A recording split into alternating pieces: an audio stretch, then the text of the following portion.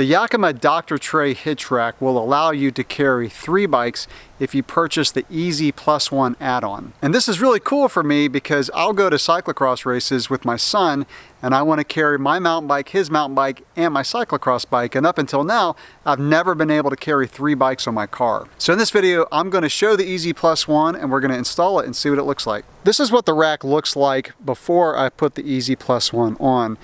And like I've showed in my review of this bike rack, you can slide these trays back and forth and you can slide them forward. So I'm going to slide this forward. With it slid forward, that will now expose 2 screw holes on each side, and that's where we're going to install the EZ+1. So this is it, and by the way, you can use this on either a 1.25 inch rack like I have, or of course a 2 inch. All right, so let's open the box. I have not even opened this yet. So here we go, just the standard tray. In the box you get, of course, the tray and then 4 bolts and washers. So this looks like to be a pretty quick install. And of course the wheel cup. That was indeed a very quick install, took about 3 minutes. This is a keyed Allen wrench, so it's got a pin in the middle of the bolt. So you'll want to make sure you hold on to this Allen wrench that is included, by the way. So most of us don't have keyed Allen wrenches in our toolboxes. And you get 2 keys. The only downside is it's going to be a different key than my other 2 lock cores, so I'll have to put another key on my keychain. Now I'm going to put a bike on the middle one and the outside one. So typically my setup is I'll have 2 mountain bikes close to the car and then my cyclocross bike away from the car. My cyclocross bike's at work, so we're going to try the gravel bike. So this is what it looks like with 3 bikes, and the clearance is great. So I left the saddles up on both of the mountain bikes.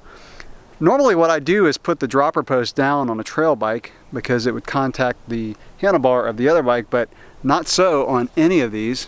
And you'll notice that the EZ+1 is raised up just a little bit. So that might matter if maybe you're carrying 2 mountain bikes next to each other. You could put the taller one on the outside, and that way the handlebars would definitely clear the saddle of the inside bike.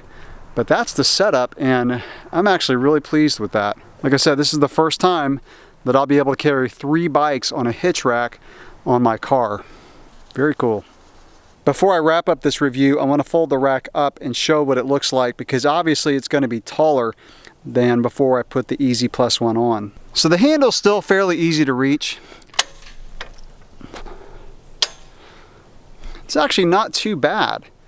So it's probably going to block the rear view mirror a little bit more than it did before, but you know, typically I'm driving the car with the bike on, or I may even fold the rack down now if I don't have any bikes on at all when I'm driving around, just to kind of keep the rear view mirror from being obstructed by the higher rack. So that'll wrap up this really quick video just showing the EZ+1 add-on for the Dr. tray. Thanks for watching.